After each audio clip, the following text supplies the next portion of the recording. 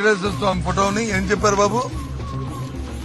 చెప్పారు ఒక్క ఫోటోని హౌస్ లో చెప్పులు బూట్లు వేసుకుని మేము తీసుకెళ్లిన ఫోటోని ఒకటి చూపెట్టమనండి, ఒకటి చూపెట్టమనండి.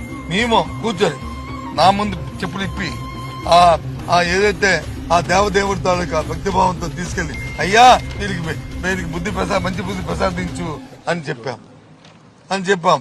మళ్ళీ తీసుకొచ్చి మళ్ళీ కలెక్ట్ చేసి మళ్ళీ టేబుల్ మీద నేనే పెట్టాను. చూడండి, కెమెరాలు చూడమండి, చూడండి మేడం ఒక ఫోటోని తీసుకొచ్చి. ఎందుకండి ఈ కుంటి సాకులు?